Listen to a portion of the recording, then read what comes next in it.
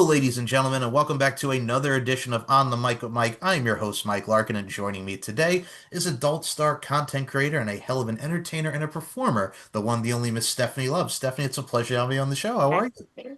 Good. How are you? I'm excited to be here. Oh, the feeling is mutual. First and foremost, y'all, if y'all have not checked out Stephanie Seams and her work, I was telling you this before we even got on air. I think what I love about the adult entertainment industry within itself, not only is it a lifestyle, is it a craft like many art form is, but I think if you have type to tell the right story, show the right passion within it, then you're golden. It's all about evoking emotions and eliciting those reactions, and you certainly do that. Thank you. You're very welcome. And for you, let's even start it from the beginning here, because, like I mentioned, the adult entertainment industry is an amazing craft. What kind of gravitated you towards getting into the industry and talk about the overall process? Yeah. Well, I started dancing at the strip club, so that kind of got me like into sex work a little more. And in about like 2019, I really wanted a boob job, but I was a bikini dancer. And so I wasn't making a lot of money. And people kept being like, okay, just start an OnlyFans, just start an OnlyFans, just start an OnlyFans. And so I did it at the very start of 2020, literally just to get a boob job. That was my main goal. I'm like, okay, I'll get the boob job and then I'll delete the account. But of course, I started at the beginning of 2020. So then COVID hit, then it was paying my bills. Then I started growing on it. And by the time quarantine stopped, I was getting more comfortable on camera. And so I hit up my favorite performer on Pornhub and told him I was like, I masturbate to you every night. I was such a fangirl. I was so stupid. And so he was like, okay, come fuck me. And I was like, wait, what? And so he's like, yeah, as long as we can like film it, put it on Pornhub. And I'm like, absolutely. I love attention. And so my stipulations were I wanted it to be named as Stephanie the Stripper because that was like my whole tag I was going with and stuff like that. I just had a couple rules. So I went down to Florida, filmed the video with him. He broke all my rules, but posted it and it went viral. He purposely kept deleting my name, deleting my name, deleting my name. So nobody knew who it was on the homepage of Pornhub. Like, I think I had 4.2 million views in a couple of days. Like, it blew up. And so all my fans were like, mass just commenting my name, commenting my name, commenting my name, trying to get it out there. And eventually that video did come down because I revoked my consent because he would not fucking name me in that video.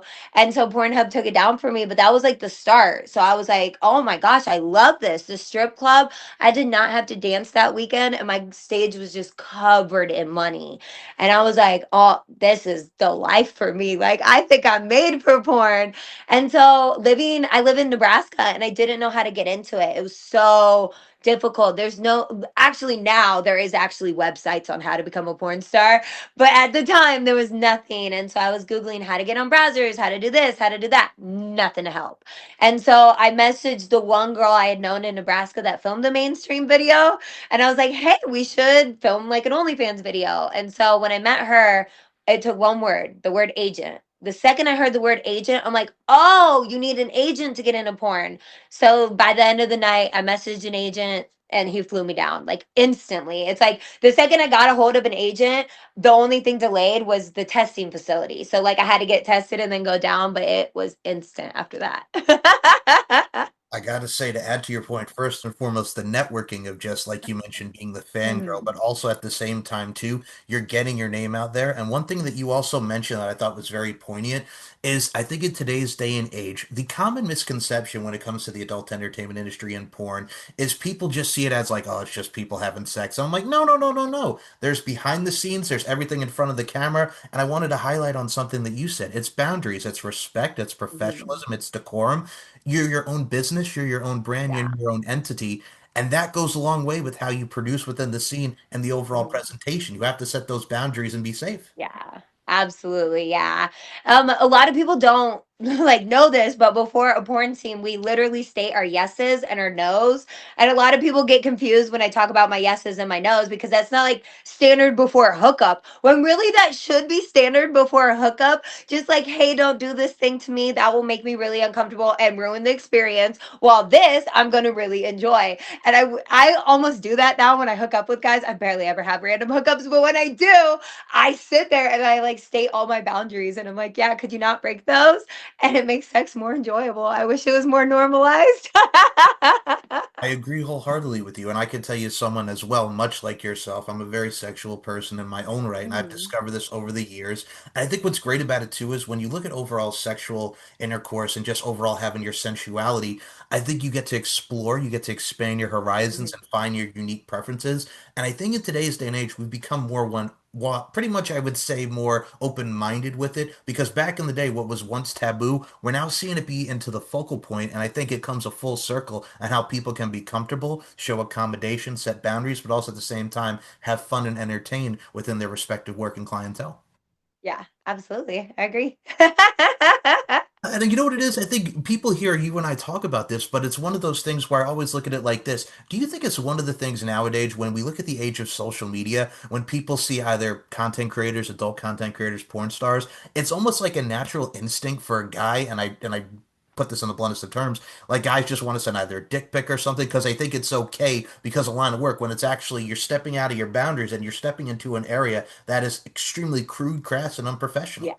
Yes, absolutely. Yeah, I do get a lot of dick pics on Twitter, which, or I guess X. I post myself fully nude on my X. So then guys think it's appropriate to send me an unsolicited dick photo. And a lot of times they're like, can we meet up? And they'll send their dick photo. And my response is always, no, I do not meet up with sexual predators. And they're always like, whoa, sexual predator, what the fuck? And I'm like, well, you literally just committed a sex crime and you don't understand that it is against someone's boundaries that you have to ask for consent before you send that image. I did not consent to you sending me that image. And when I explained it to him, like I've had a couple guys literally say sorry for it. But I mean, it's, and they're like, you're nude on your profile. Okay. Yep. You turned your settings on to allow you to be able to even see my profile. You went through a process to be able to see those. I just opened up my DMs. I didn't click on your profile. I mean, and I'll say this right now, and I'll put over your social media for those who have not checked out Stephanie. I got to tell you something right now. Seeing such beautiful imagery that you absolutely push out there, and I mean that with the Thank utmost you. sincerity and respect. What I love about it too is when I look at your overall internal and external beauty as well, Stephanie, you see Thank you. the tattoos, it's the badassery, it's the edginess, I'm and I, actually getting those all removed though, but yes. oh, okay. I've got to tell you though, but when I'm looking at it, it kind of reminds me of, and I'm the old school cat. Like I remember going to Uh-huh.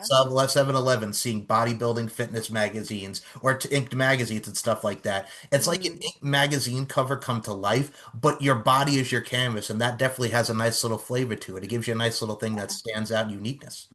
Yeah, that's so funny because I actually got the tattoo work when I started modeling because my goal was Inked magazine. And then I transitioned into porn where they absolutely hate tattoos. And then I've been on the cover of so many other magazines, but never inked. I don't know the people to get on inked. And that's become not a goal at all. And I'm now getting all the tattoos removed. Oh But my like I literally got them because my goal was to be an inked cover girl. And now I'm a playmate. I just went a different direction. But I mean, I've always looked at it like this. I think in today's day and age with imagery and the overall marketing aspect, I think a woman like yourself, and I'll say this right now, voluptuosity factor on point, on peak, and I say that with love and respect once more. Thank you. You're very welcome. It's truth is truth. I think we have so many beautiful women out there, but I think you can agree with me when it comes to the adult entertainment industry, it's really important to show that diversity, uniqueness of all different body types, women getting the love that they rightfully deserve. Absolutely, I agree. And for you as well, we got to talk about something we do agree with. And I saw the trailer for this, and I saw a lot of awesomeness and dare I say, real deal sex appeal in this. We got to talk about Vince Carter. We're talking about anal gaping and squirt. Oh my goodness, the passion, the raw sexiness, the authenticity. Yes. Stephanie, we got to talk And about I'm not even a squirter, and he got that out of me. it. But it was really, really passionate. I got to tell you, I dug Yeah. it. Talk about the scene.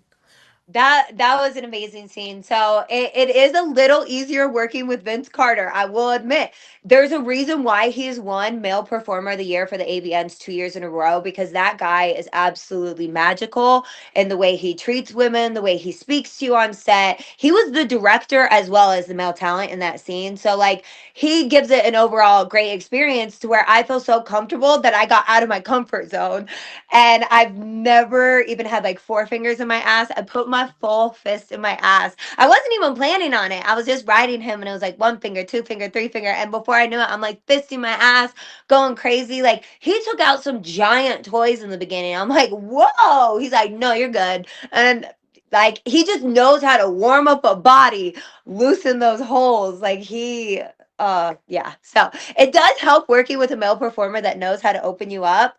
And there's just specific guys that know how to open up my butt. Like if I tried to just fist my asshole on my own, I don't think I'm capable of doing that. And it was just such a passionate scene because I'm so comfortable with him that I just entirely let him have my body. And like he stretches my holes. There's times that like he's inside me with his cock and he puts his entire hand in my pussy too. So I had a hand and a cock in my pussy at the same time. I think the best way I can, the best way I can pretty much equate that is, all right. So I'm going to take everybody old school here. There was a scene back in, I'll probably say around the 2004, 2005. It was one of the, I think it was one of the Steele brothers, and they were having sex with an adult entertainer at the time by the name of Arya Noir. So Arya, the scene was it was Naughty Office, right? Really representing Naughty America. They're in the office scene, and the setting of it is mostly like, hey, it was my birthday, and I didn't have sex on my birthday, so they have sex in the office at the birthday. And I can tell you right now, watching this hot scene, and I even remember this as a teenager. Now that I'm in adulthood, it's just absolute squirt city for like 4 or 5 times from Arya. Oh hell yeah.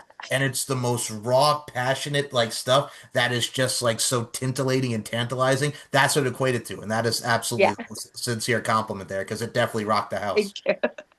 Thank you.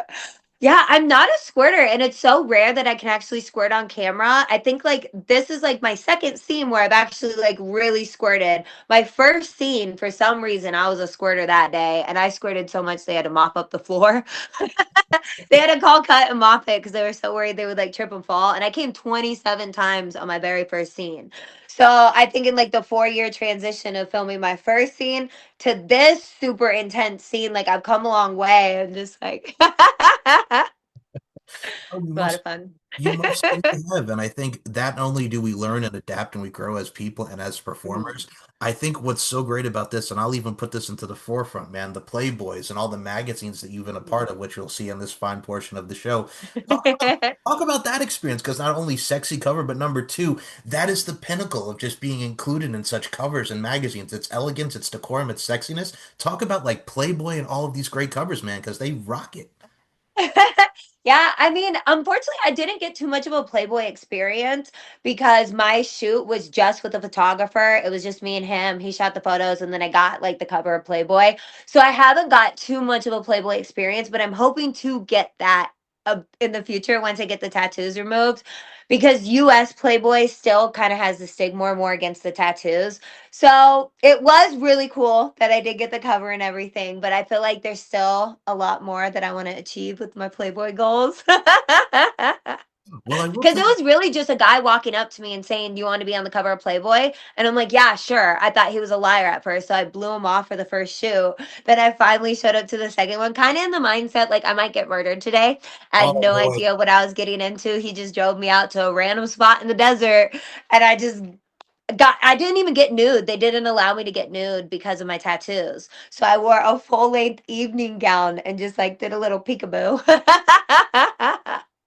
Now, here's the thing about that. So they drive you, it's like driving to the secret location, and then Yeah. it's just like they're telling you, oh, you want to be on the Playboy cover of Playboy. Right. Like, that's not sketchy at all. Like, Yeah, and there's no way to like really get a hold of Playboy except for through the photographer. So right. there's no way to just reach out to Playboy and be like, "Hey, is this guy legit?" I had to kind of do word of mouth through other girls, which I did reach out to other girls he's worked with, just to like double check before I went out to nowhere. But it still could have been up in the air. And then we shot it. I think it was like March 27th, and he's like, "Okay, it's coming out April." And I'm like, "What? Like, how is it coming out April?" I think so. Or was I on the April issue? Okay, yeah, no, I was on April 2024. It's my screensaver on my phone. And so we filmed or we shot it like 3 or 4 days before the month. And then when it didn't come out on April 1st, I'm like, I got fucking scammed. Second day, I got fucking scammed. Third day, I'm losing my shit. I'm Googling it, like looking at all the covers, like what the fuck is going on? It finally came out April 4th. And that's when it became real. Like, that's what I told people. I didn't even tell people about it because I was so afraid it wasn't real. I mean, I don't blame you. If you're telling me it's set here, here, and here, and then I'm waiting, it's like, wait a minute here. Yeah, What did I take this for? Compensation, the whole nine. right? it's the constant motions running in your mind. And the thing is, we say stuff like this, and people don't realize like Mhm. how real like this stuff can actually be because of how people are nowadays. Yeah. Yeah. So the whole thing was a really crazy experience. But I know that Playboy does a thing now in the US where they take a girl on set and she still gets like the real Playboy experience a whole day, like shooting in different outfits and stuff like that. But they just don't do that for tattooed girls in America, which is whatever. Everybody's got their rules. Mean, I respect them too, but I will say this as someone who is tatted. So the first time I ever got tattooed, I was 18 years old. I did a nice little dedication to my grandfather who passed away when I was 9.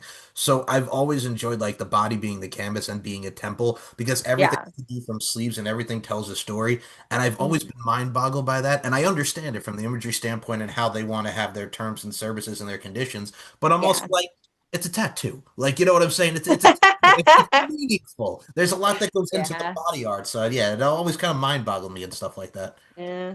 It's whatever. True, I The think tattoo removal hurts like a bitch though. I paid $24,000 and I'm going through the process. This is going to take about 5 to 6 years. It's a yeah, lot. kind of reminds me of, and I'll throw it back for a pop culture reference here. Like MTV, remember they had True Life back on MTV back in the day? There was Yeah. there was an episode of MTV True Life where the guy was looking to get a different job, and here's the thing. When you work at a tattoo parlor, you're gonna be covered because you get addicted to it and you're also tattooing other people or you have Yeah. fellow artists do it. So he's looking for a new job. And the thing is, he's got everything from neck to everything down. And this man had to freaking get lasered. He got the job, but he had to keep going for laser surgery. So that's what it kind of reminds me of. When you're going for a new Yeah. job, you have to go, Kinda. kind of, sort of, yes. Yeah. I'm just using it to get like more viewers and stuff. So I've been posting a lot of TikToks. I am Mormon from Utah originally. Obviously, I don't still go with my Mormon beliefs, but I'm just posting so many stupid TikToks about how I'm trying to find a new Mormon husband and I can't get into heaven without with my tattoos. And the comments are always like, "You suck dick for a living. You're not getting into heaven." And I'm like, "No, you repent for your sins. You can't repent for your tattoos," which is the Mormon belief.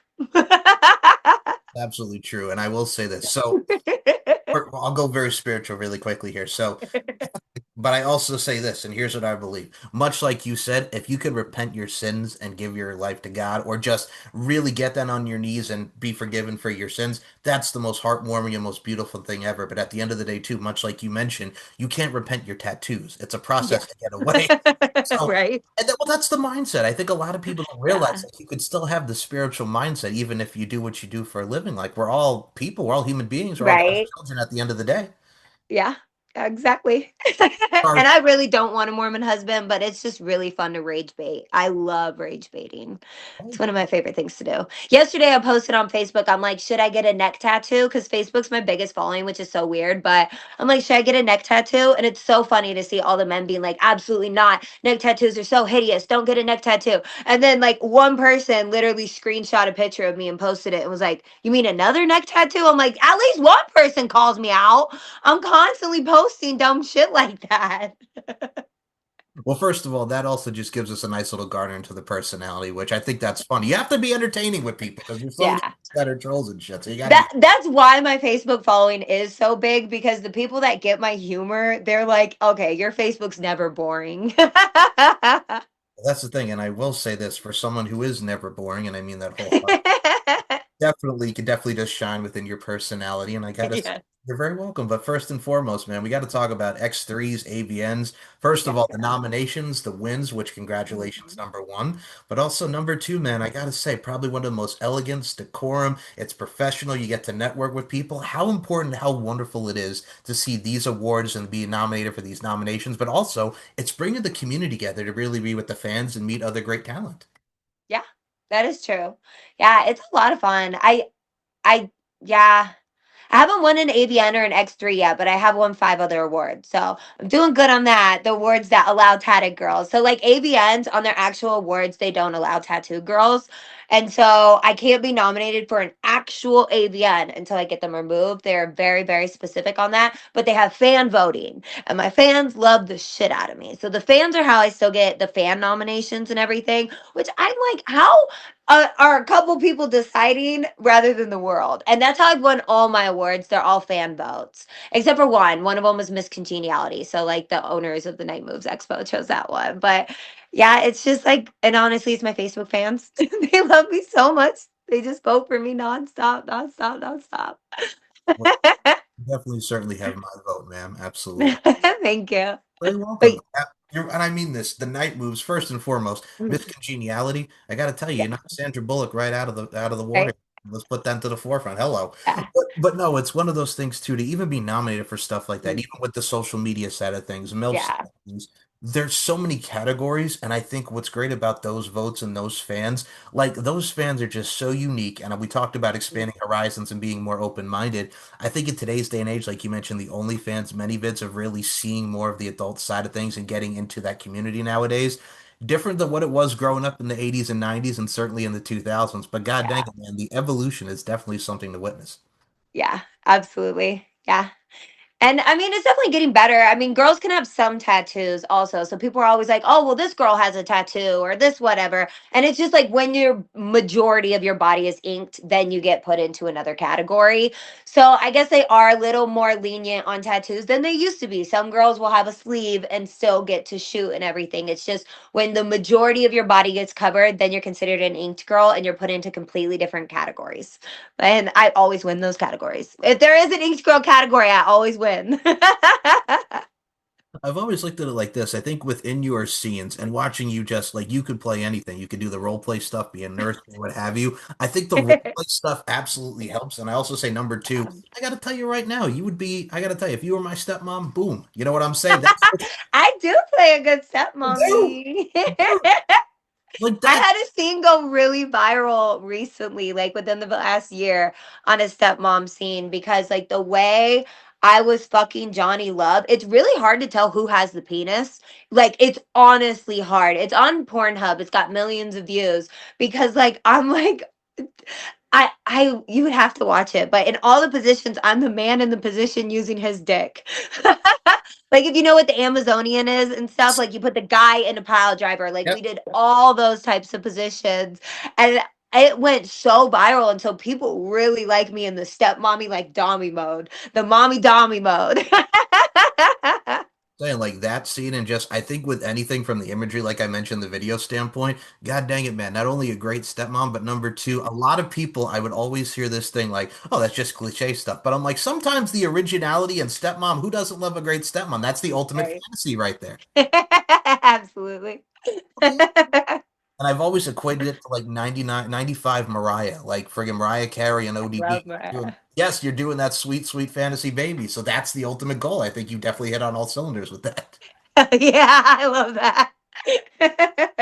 Absolutely. And I Yeah. think stuff like that, and I mean for you, and like you were talking about being, the stripper and then really Mhm, transitioning and doing so many different layers there. But for mhm. you, I think what's so important is, and I always love bringing this point up, the confidence, the overall, dare I say, courage, the overall willingness to put your body out there. How Yeah. important is that not only for you, but so many great women getting into this to showcase that confidence and really let loose? Yeah, absolutely.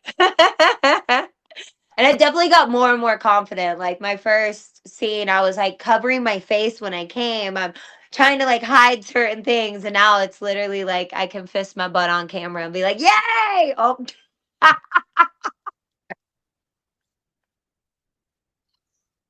Oh, I mean, that was so funny. I'm glad I'm wearing a bra. hey, I gotta tell you, first and foremost, no worries. And number two, god dang it, man, the excitement is definitely palpable in this one. I felt that right here in my soul. Yes, ma'am. That was so Oh, funny. Oh my god.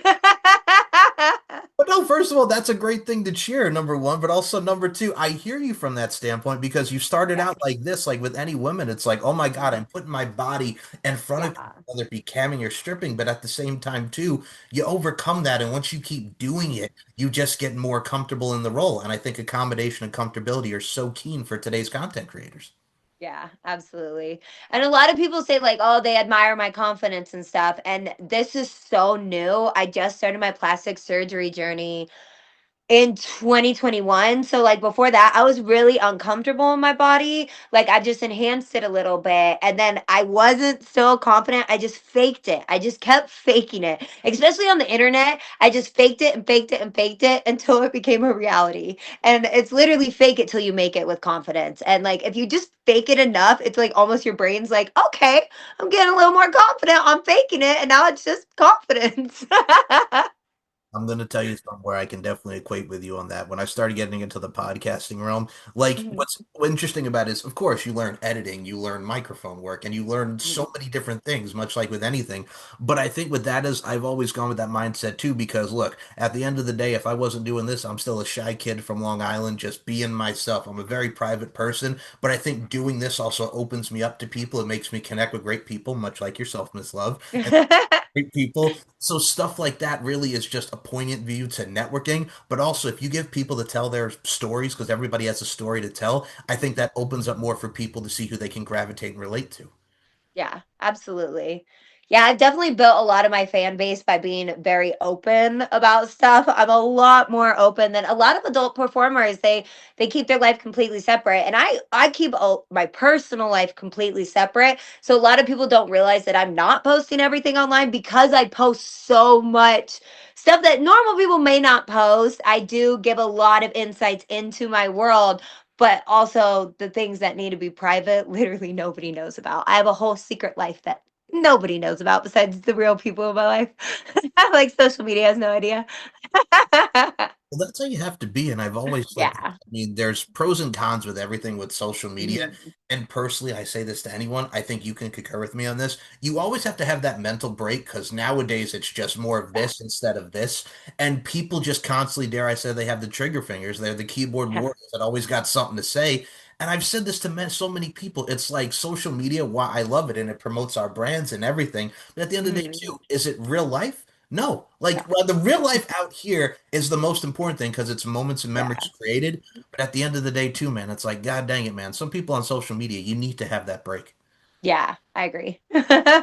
So agree. Well, that's why I respect like you separating personal and business. I think at the end of the day, too, Yeah. I think as individuals, we all have many roles to people, whether it be mother, father, children, what have you, friends, have you. We all have that important role in people's lives, and I think you most certainly have an important role in a lot of people's lives. So for that, I got what you're doing, it definitely does live up to it, and that mean Yeah, it wholeheartedly for you. thank you.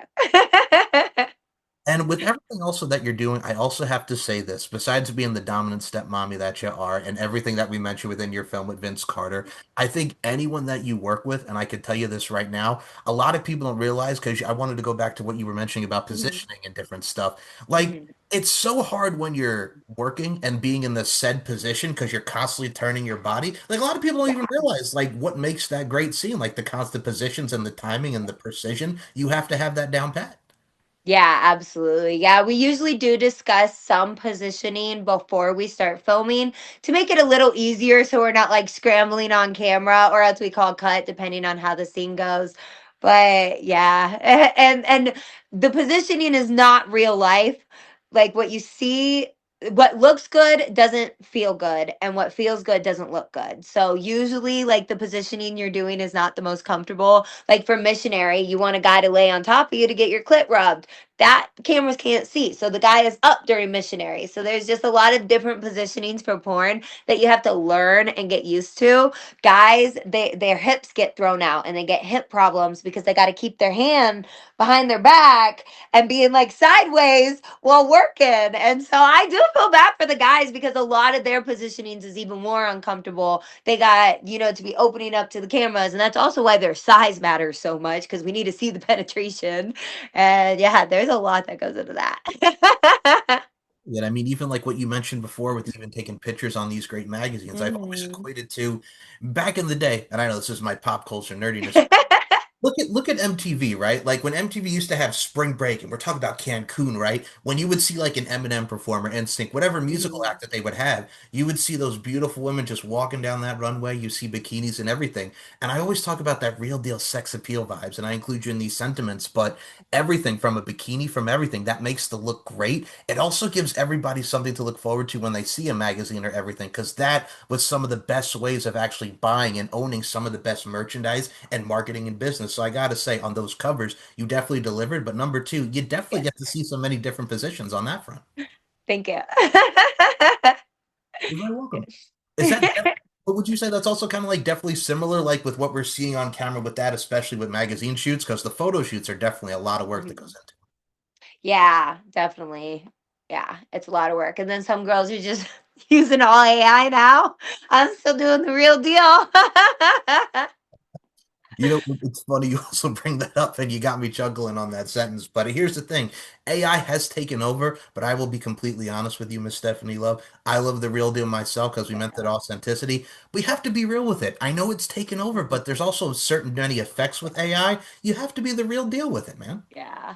I'm confused why some of the performers are doing it because it's like perfect 10 women. I've seen them in person. They are gorgeous head to toe. And then those are the women that are just posting all AI videos of themselves. And like maybe they don't want to do their makeup that day, but these women are so gorgeous. Stop it.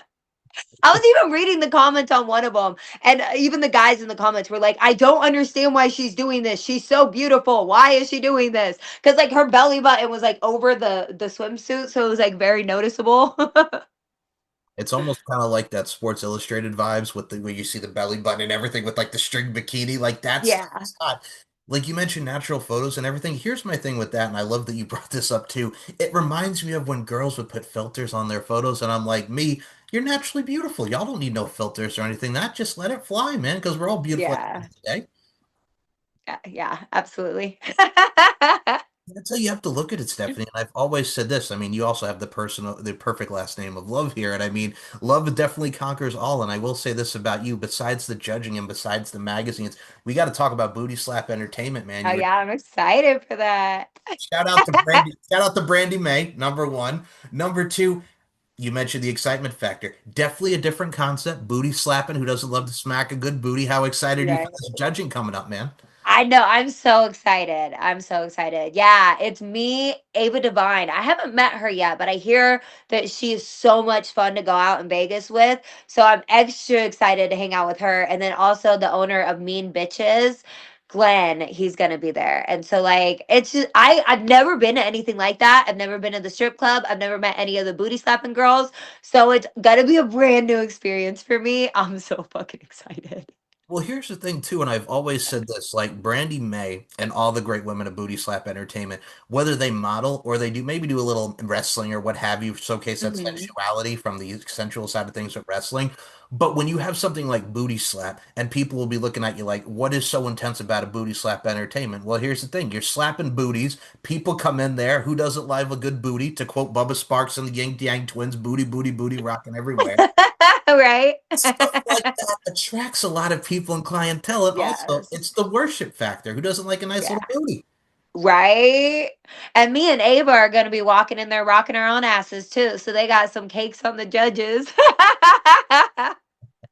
Oh my goodness! Not only are we going to be grabbing some cakes and we're going to see some milkshakes, but we're also kind of be getting to the yams, so to speak, Absolutely. if you know what I'm saying. Yes. And I will say, Yeah. you, my dear friend, first and foremost, number one, it's a blast talking to you. I love your Yes. energy, and you definitely shine through. I'd love to have you back for a round two. Yeah, that'd be great. And I always love asking this question as well because we talked about your overall presentation within your performances. I also have to put out here Iowa Playhouse. Can we talk about that briefly? Because Yes. it's Yeah, great that's where I'm about to go. about it because you've experienced a lot there and really talk about the Yeah. overall experience there.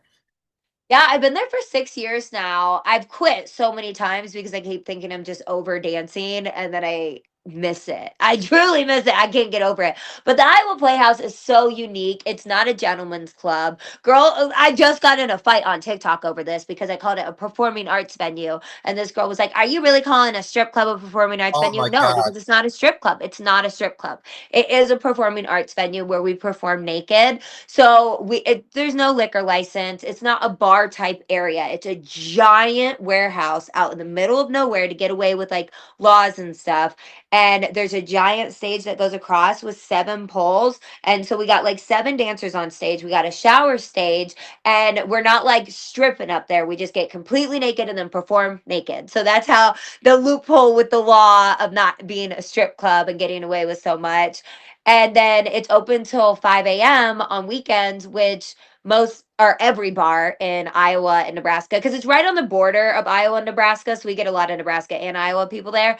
And the bars close at 2 a.m. until everybody can still come to our club. And then it's illegal to sell beer at 2 a.m., but it's not illegal to give out beer for free. So then we just got free beer on tap. Foremost, that definitely sounds like a good time. And next time I'm in Yeah. Iowa, I definitely have to hit this place up. That Right. sounds It's wonderful. the best in like so many states. There's people that literally drive so many hours to come there on weekends. I had a guy last time I worked, or besides yesterday, he drove 8 hours just to come to the club. That tells you the overall experience and the time that is worth it. Absolutely. Yeah, I love the hustle it's and a the lot of grind fun. on that. With Right. It's a lot of fun. women commenting about the gentleman's club stuff, I'm like, it can be performance art. Like there's nude art, Yeah. there's many different forms of that. Like it can be performance art. I don't even know Yeah. why we even have to have that discussion in Right. 2026, but hey, it is what it Yeah. is. Yeah. And like gentlemen's clubs are just different in the sense that you're going to like sit down and have a drink with the girl and talk to her and get to know her. That is not the Iowa Playhouse. We're going to walk up to you, ask if you want to dance, and then we're going to move on to the next customer because we are so busy. There are so many guys wanting dances. And then it's more of like an establishment that you go for like bachelor parties and stuff. So it's more like parties and friends and stuff. So it's like an experience. We'll take 5 guys into the dance room with 5 dancers and stuff like that. Where gentlemen clubs just have more of the vibe where you like sit and hang out. So it's just a completely different vibe than other strip clubs because it's not a strip club. Well, I will say definitely have your own vibe in your own right. It is a great vibe. Like I said, I love Yeah. the smile, love your energy, my friend. Thank you. Very welcome. Before we do close this out, one question I always do love asking because as someone with the pearls of wisdom that you do have, I always for you doing your tenure thus far within the adult entertainment and what you've done with the stripping side of things and everything thus far within your career, Mhm. your journey, two-parter here. What are some of the things that you are grateful for within the overall adult entertainment industry and life in itself? And also, what advice would you give to any female who wants to get involved in said industry? Yeah. I'm so grateful just for the opportunities I've been given. So many of my opportunities are like things that people would never dream of, like getting the cover of Playboy. I say, oh, well, I didn't get the real Playboy experience. Okay, but most girls never get the cover, Right. never get to call themselves an official playmate. So, I am so grateful to get those opportunities. It was a goal of mine since I was like 14 to get Playboy. So I am so grateful for those things. And then the girls getting into the industry, like you just really got to stick to your boundaries. You're going to get in the industry, and so many people are going to tell you to break every boundary you have. And you just have to keep those boundaries because they're not worried about your career. They're worried about their paycheck. You are a paycheck to everybody except for yourself. So you have to stick to your boundaries and work on your career and not your paychecks because you're going to be put on your first set and they're going to say, hey, do anal, hey, do DP, hey, do all these things, which happened to actually my best friend. When she was 18, she got put on a set. They had her do her first on everything.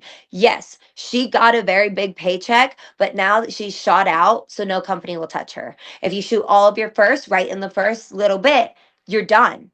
You're done. And the agents won't tell you that. The directors won't tell you that. Nobody will tell you that until you've experienced it. So, like, my 18-year-old friend was all shot out after a week. So, she had to completely do a name change, pretend she had never shot porn, get a new agent, and enter in the industry in a different way. So, it's like stick to your boundaries, say no, and move slow because the life expectancy of a performer is only 9 months because they will get you to shoot all your first. You will be burnt out. If you slowly rise up, don't shoot anal until like your first or second year. You're gonna just extend your career and actually make it a career and not just like a small stepping stone.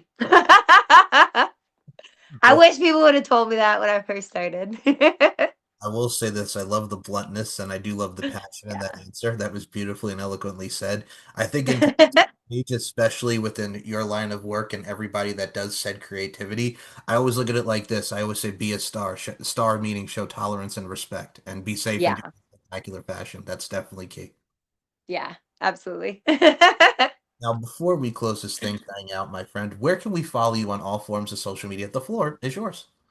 Yes. Well, I made it easy. I just made it like a landing page, which is stephaniethestripper.com. I try to keep it updated, but I did just realize my Instagram is wrong because my Instagram is deleted right now. But my hacker just texted me. So my Instagram should be back up by the end of the week. But if you just Google Stephanie Love too, all my accounts pop up, which is so great. So, like, you want to get my Twitter, Google Stephanie Love Twitter, Facebook, Stephanie Love Facebook, Instagram, Stephanie Love Instagram. But again, right now, my Instagram's down right now. So, really just Google or StephanieTheStripper.com. And StephanieTheStripper.com, I keep a link to every single film I've ever done. I keep it very just like you find everything you need on StephanieTheStripper.com. I will say this, links will be in the description. If y'all are not checking out some many vids, some OnlyFans, and just seeing this Dynamo do her thing, you are definitely in for a treat. And I got to tell you, man, it's like I said at the start of the show, you're that RDSA, real deal sex Thank you. appeal. Truly Thank you so much. so welcome. And y'all, if y'all want to subscribe to this YouTube, it's S&M Network shows for all your podcasting and interview needs, including this one right here. And Stephanie Love, before we close this out, I kind of say when you're dancing and you're doing your thing, you're kind of like Nicole Scherzinger and the rest of the Pussycat Dolls. You got us loosen up our buttons for God's sake. Come on, man. I love that so much. I dance to that song all the time. That's the thing. That song is 20 years old now, which I can't even believe A because my God, it's classic. time. But it's a classic. And them and It Snoop, is. yeah, little mama, you looking good. Come on now, man. Yes. Absolutely. Oh, do you have any final words for your fans, Miss Stephanie Love? I love my fans. I'm everything for my fans.